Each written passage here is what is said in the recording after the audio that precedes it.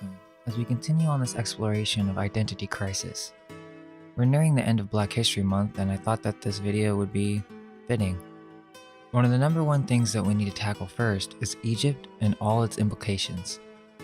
This video is by no means an attempt to take anything away from anyone. It's simply an opportunity to present an alternative version of history that we've not been privy to. The only way to fight the separation and division that's happening right now is to come together and to discover more about ourselves. Let's have an open discussion. In the modern day, we have this concept of the African American. This concept that blacks were taken from Africa, brought to America, and that they were stripped from their homeland. This is believed by the majority of the modern population. If you were to suggest an alternative history from this, it would be seen as blasphemy. Now we're at the point that if you're an educator and you refuse to do the Wakanda salute, you'll be fired for being a racist. The only way we continue forward is by asking questions. There are many things that do not add up with our history, and we have to start with this concept of out of Africa. First, we must understand that there's only two cosmologies. The materialistic cosmology of nothing, the main cosmology of the modern day education system where they teach evolution and that man came from monkeys. Then there's the cosmology that is of ancient ancestry, the cosmology of something, the cosmology of a hierarchy of spiritual planes. We know these concepts such as the astral, etheric, and mental planes of existence. This idea that we came out of Africa is a concept that is connected to Darwin and evolution. It's a direct child of the cosmology of materialism. This is because they teach that all humans and races came from the missing link or the first human. They're basically teaching that humans evolved from monkeys out of Africa. This idea is a materialistic concept as it does not explain the origins of consciousness or spirit. It creates an identity crisis. The first level is a cosmological propaganda. The next level is racial propaganda. They don't want us to know our true history. If we knew how powerful we were in the past, the more difficult it is for the elite to control a civilization. Now, if you're new to this, you might think that this is complete BS. I'd keep an open mind as there are many clues that hint to a history that has been entirely rewritten. So one of the many things that we can do is to take a look at some older manuscripts. This here is a map from, 1450, and we've used this map on other Tartarian videos and stuff because there's a lot of interesting stuff going on here that doesn't seem to go with the official narrative. We've brought up that there's a lot of big towers and architecture in Asia, in Tartaries on here as well. But what's interesting about this map is, well, first of all, it's upside down. So that's a little confusing, but there seems to be, or the majority of civilization is in the east, opposed to like here in Rome, there really isn't that much going on, or the buildings are much smaller. So what's going on with that? But the big point of this is, let's take a look at Africa. So if we move up to Africa, it's the same deal. We're seeing all these ginormous buildings, and seems like here's Egypt, right? But the point is that where are all these castles? And there are many maps, from 500, 600 years ago that are depicting Africa as being much more populated than we're told. So, yeah, and if you look over here, what are these big towers? Castles. So I want to give a shout out to Autodidactic and Martin Liedtke. They really kind of put the stepping stones to really understanding a lot of this stuff. So go check them out. They have a lot of these books and links, and they kind of give their own opinions. But what we have right here is an illustration of some, what seems to be some Moorish figures that are dressed in some very interesting clothing. And see, here it goes, Africa. So this is an African. This is what the Africans looked like 500 years ago. And there were dragons. And this is not the only book that depicts dragons and other strange creatures in this area. This is really strange, not only for the costumes, but it seems that they're depicting massive cities that just doesn't really go with the timeline. And so there's really a lot to look at, but let's just look at a couple. This is Constantinople right here. Let's see. I mean, look at this. Look at these towers, domes. I mean, this looks like, honestly, something kind of futuristic. Let's see. This one's called Ormus. That's kind of weird. And again, big cities and skyscraper type buildings. But what's more interesting is that they have some African cities on here. Morocco. Okay. Let's click on this.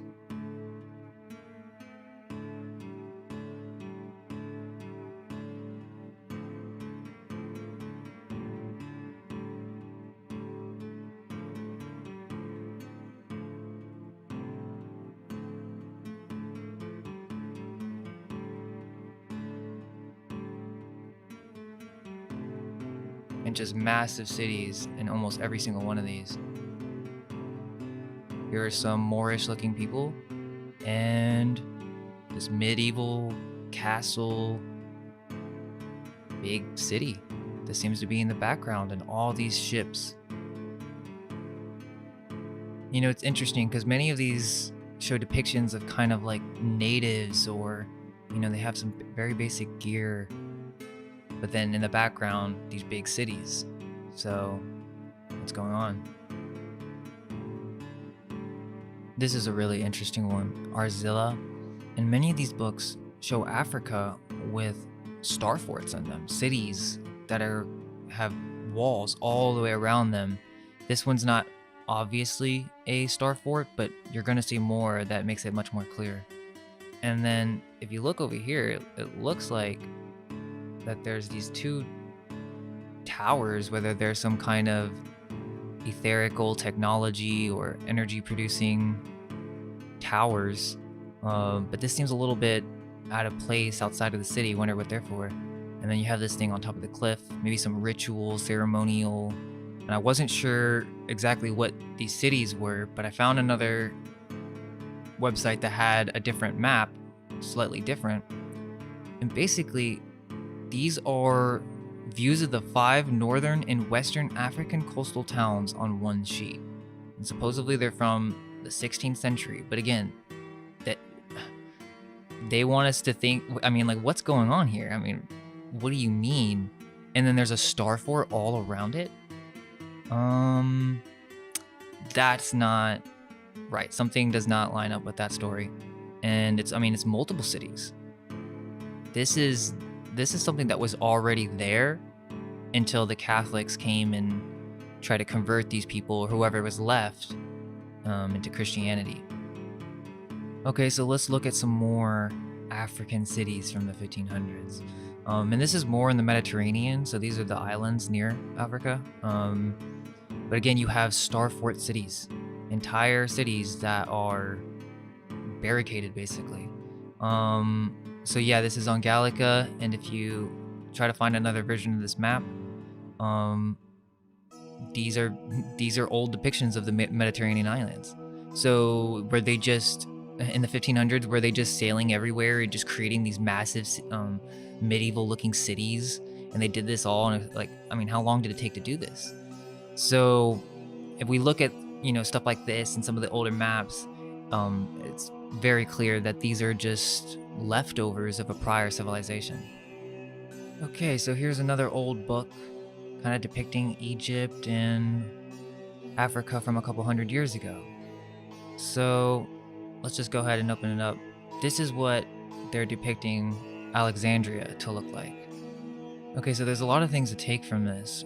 One, there's basically, this is a star fort. This is a huge barricaded city, and it looks pretty massive. Nothing to freak out about, I guess, but still very interesting. These buildings do look a little advanced for this time, but, and look at the canals, everything that's kind of going through the city, but, nothing too suspicious. And here's a depiction of Cairo. So, looks massive. You see the Nile, and what I find really interesting is all these pyramids, because there are many different kind of engravings and old depictions of Egypt that have all these extra pyramids that we don't really know about today, or were they just adding those for artistic you know, aesthetic or whatever, or whether these monuments actually here and they no longer exist. It really makes you question, like, why would artists even depict the pyramids this way? Autodidactic was mentioning that a lot of these pyramids kind of have an Ethiopian type. They're more vertical shape. So, you know, what's going on here? Were there more of these types of pyramids in Cairo and they were taken down? They were removed somehow? And what's this head? What's that all about? Here's the Sphinx, and so, this could just be artistic representation, but still, why are they drawing domes? Why are they drawing skyscrapers in the back? This doesn't make sense. They shouldn't have these type of buildings during this time, and definitely not in Egypt. It's also interesting that this book depicts datura, which is one of the most powerful psychedelic plants that is said in many shamanic traditions to unlock the human potential and to contribute to altered states of consciousness. And maybe the society that was here at this time took use of this plant in many of their magical rituals and ceremonies. So just kind of weird that they're depicting it here. There's also many depictions of tropical type landscapes. And if this is from 400 years ago, this is supposed to be desert. So there's a lot of trees, plants, and weird creatures. And here's Morocco, another depiction of Morocco. Big cities, different book, and still there's these skyscrapers and big towers that they shouldn't be there. So why are there multiple books showing the same thing? And here's another book that talks about Malta and depicts it again with stuff that doesn't or really shouldn't be there. So let's see if we can zoom in.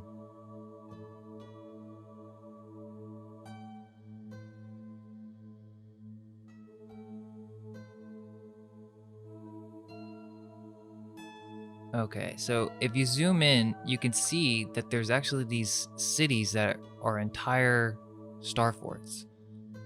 And there's multiple of them. So, again, another book, completely different, another map depicting basically castles, different cities in Africa, but specifically star fort cities. It's taken a sec to load, so I might have to make some cuts, but here's the next page, and we see some Phoenician heraldry and a massive star fort city. So, and this guy has a box. Looks like they're bringing something to Malta. So, and it's very interesting because the next page, it's as if they're like trying to extract some kind of old ruins or. So this depiction is what seems to be an underground temple or huge architecture, but they're underground and they're trying to extract what's in here. Let's see if we can zoom.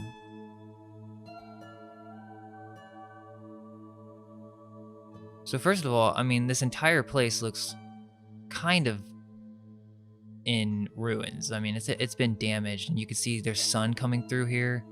So they're trying to either use this, or it's like they're repurposing this area to maybe survive. Looks like there's some fires going on. Maybe they're burning things. They're trying to get rid of stuff. But overall, it does not look like the people who are here, right? These people have come, and maybe these guys are the survivors. It does not look like these people are the ones who built this. So who built it? Well, it's the same thing with all these books. It doesn't seem like the Christians or the Catholics who are coming to convert these people built any of this stuff. It was already there. And that the people who were here, according to these books, were cannibals or, very primitive savages. So, is there something else going on that we're not told about? Maybe they're hiding, Why are there horses down here? And here we have another old book that's about the Portuguese in Africa or exploring the New World. This is supposed to be depicting Portuguese settlements in Africa. But I don't know about that. Again, we have the same common theme here, where there's architectures and buildings that just do not belong to this narrative. Star forts and huge castles on mountains is what it looks like here.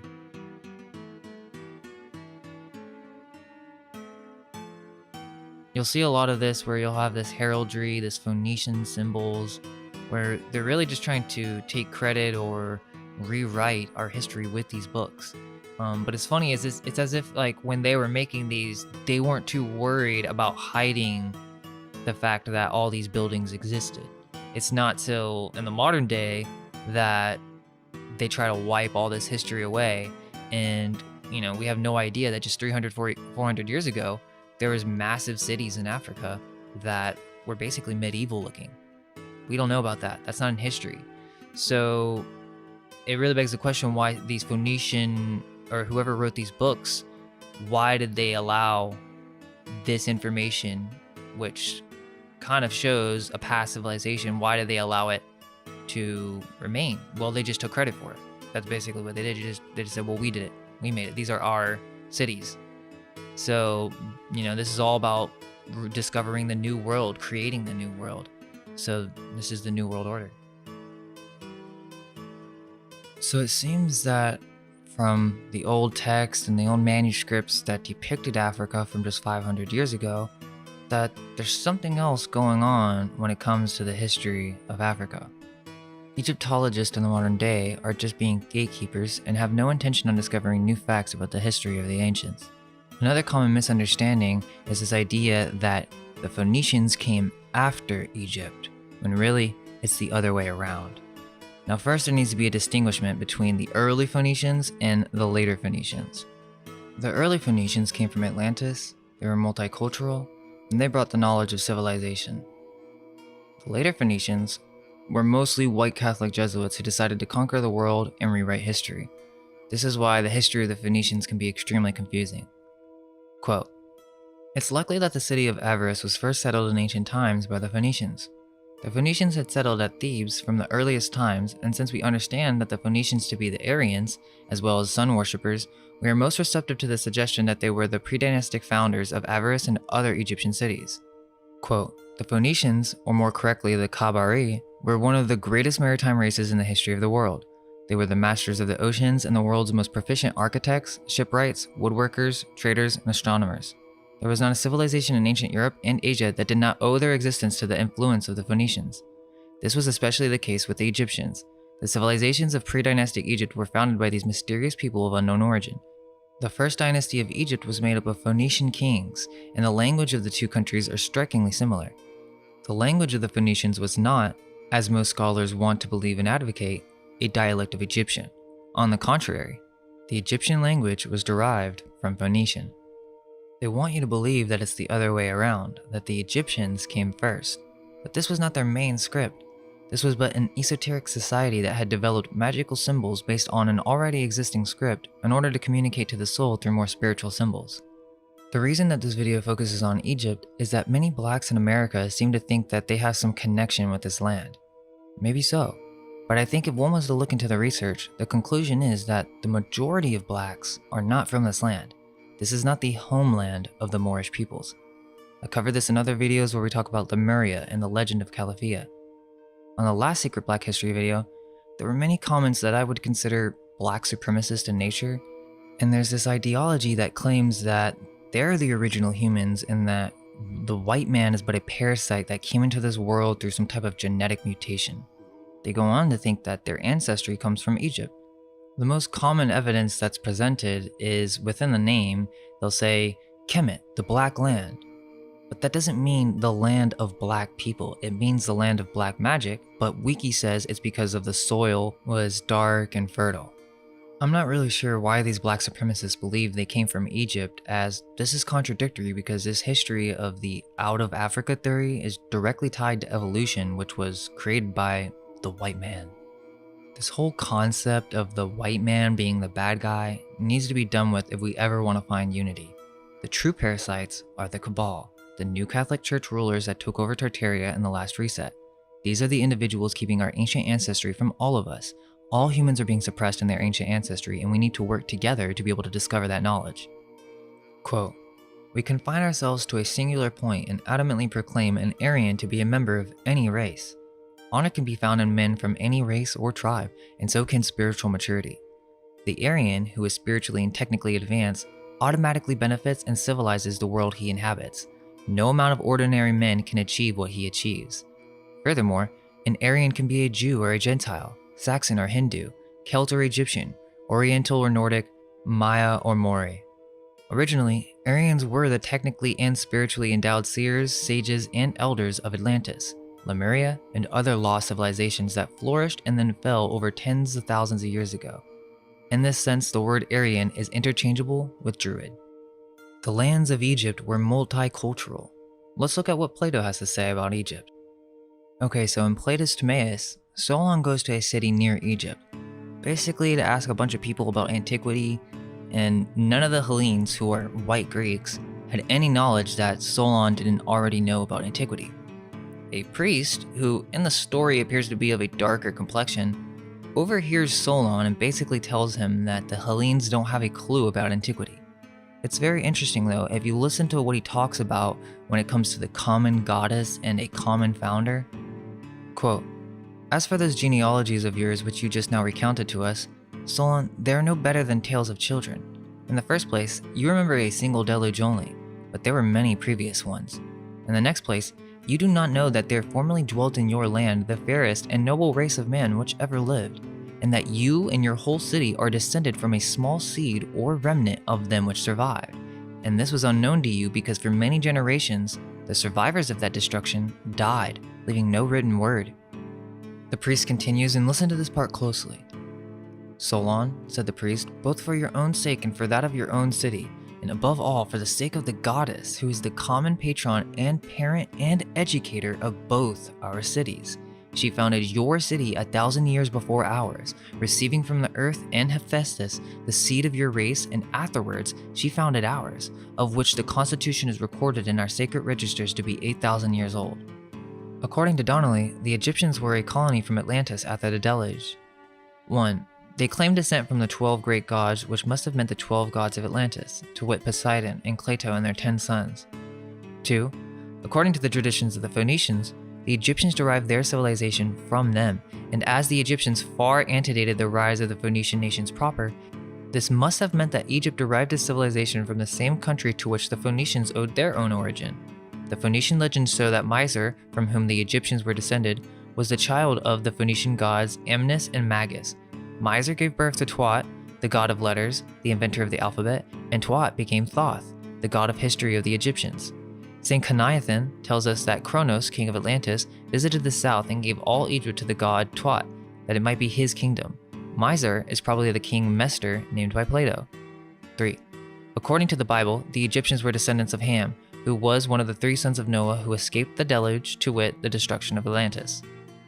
4. The fact that the Egyptians claimed to be red men. 5. The religion of Egypt was preeminently sun worship, and Ra was the sun god of Egypt, Rama the son of the Hindus, Rana a god of the Toltecs, the great festival of the sun of the Peruvians, and Rayam a god of Yemen. 10. There's no evidence that the civilization of Egypt was developed in Egypt itself. It must have been transported there from some other country. To use the words of a recent writer in Blackwood, quote, "Till lately, it was believed that the use of papyrus for writing was introduced about the time of Alexander the Great. Then Lepsius found the hieroglyphic sign of the papyrus roll on monuments of the 12th dynasty, afterwards to be found the same sign on monuments of the 4th dynasty, which is getting back pretty close to Menes, the proto-monarch, and indeed, little doubt is entertained that the art of writing on papyrus was understood as early as the days of Menes himself. The fruits of investigation in this, as many other subjects, are truly most marvelous. Instead of exhibiting the rise and progress of any branches of knowledge, they tend to prove that nothing had any rise or progress, but that everything is referable to the very earliest dates. The experience of the Egyptologist must teach him the reversed observation of Topsy and to suspect that nothing growed, but that as soon as men were planted on the banks of the Nile, they were already the cleverest men that ever lived, endowed with more knowledge and more power than their successors for centuries and centuries could attain to. Their system of writing also is to have found to have been complete from the very first day. Donnelly goes on to show that there are headdresses from Native America that are very similar to the Egyptian headdresses that we find. Even the obelisks of Egypt have their counterpart in America.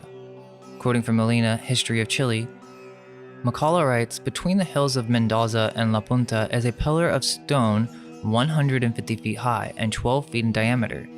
The columns of Copan stand detached and solitary, so do the obelisks of Egypt, both are square and four-sided and covered with sculpture."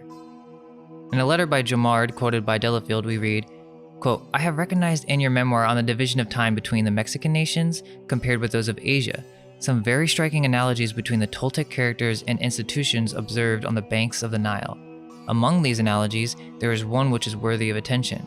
It is the use of the vague year of 365 days, composed of equal months and of 5 complementary days, equally employed at Thebes and Mexico, a distance of 3,000 leagues. In reality, the intercalation of the Mexicans being 13 days on each cycle of 52 years comes to the same thing as that of the Julian calendar, which is 1 day in 4 years, and consequently supposes the duration of the year to be 365 days, 6 hours. Now such was the length of the year among the Egyptians.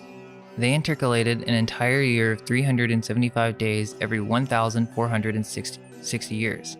The fact of the intercalation by the Mexicans of 13 days every cycle, that is, the use of a year or 365 days in a quarter, is a proof that it was borrowed from the Egyptians or that they had a common origin. So if the Egyptians were the Toltecs, as many older historians mentioned, then were there Moors, were there whites? Absolutely, there was white royalty, black royalty. This was a mixed culture, and as the Egyptian priest mentions in Timaeus, they all had a common genealogy. They came from Atlantis. So where do black people come from? Check out our other secret black history videos if you haven't seen them. From our research, blacks and Asians used to be a single race and come from Mu or Lemuria. This is the Pacific Ring of Fire.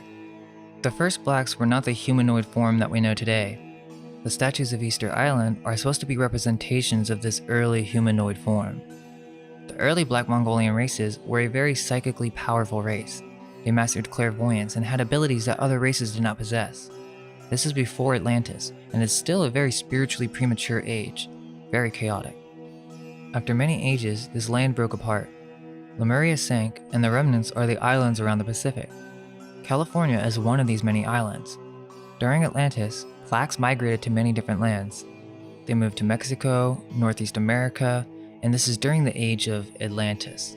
Now, blacks weren't the only ones in Americas at this point. We had the Toltecs, the early Phoenicians, otherwise known as the Celts, the Mongolians, and a couple other races as well. During the age of Atlantis, blacks were the first to start exploring the West and landed in Ireland as pirates. They are said to be one of the first to inhabit Ireland according to Donnelly's Atlantis. Now let me ask you this, how many blacks in America do you think have any idea that their history has something to do with Ireland? They have no clue. The majority of blacks think that their history has to do with Africa. From Donnelly's Atlantis, quote, "The Fomorians were from Atlantis. They were called Fomoraic, Fomoraic, Afraic, and Fomorag, which has been rendered into English as Fomorians. They possess ships, and the uniform representation is that they came, as the name Fomoraic Afraic indicated, from Africa. But in that day, Africa did not mean the continent of Africa, as we now understand it. Major Wilford, in the 8th volume of The Asiatic Researchers, have pointed out that Africa comes from Apar, Afar, Apara, and Aparika, terms used to signify the West, just as now we speak of the Asiatic world as the East. Well, therefore, when the Fomorians claimed to come from Africa, they simply meant that they came from the West, in other words, from Atlantis, for there was no other country except America west of them. They possessed Ireland from so early a period that by some of the historians they are spoken of as the Aborigines of the country. We also have the legends of Calafia, as we presented in other videos. This is known to be the official history on how California got its name, but why does no one question the legends of the Montalvo novels from the 1500s? It's because many of these mainstream historians in the modern day think they know it all, and there's no possible way that these legends could be based on truth. Maybe there's something more to this story that's not being told? From our research, it seems clear that after Atlantis and Tartaria began to rise, the Druids and the Moors were working together. Multiple races were, even the Toltecs and the Mongolians. This led to the creation of a new church, one that was founded upon higher spiritual philosophies and the passionate pursuit of developing the self. This explains the similarity between separated cultures around the world. There was a base system that was shared across all cultures. Being Aryan doesn't mean you're white, it just means you're a wise, noble man, regardless of race. Remember, this is about exploring identity crisis. You don't have to accept it, but we should be open to researching alternative concepts. We must continue to keep asking questions, and all we can hope is that our minds may be unveiled. Let go of everything you think to be true. Relax the mind and ask the question, do I truly understand what this reality is?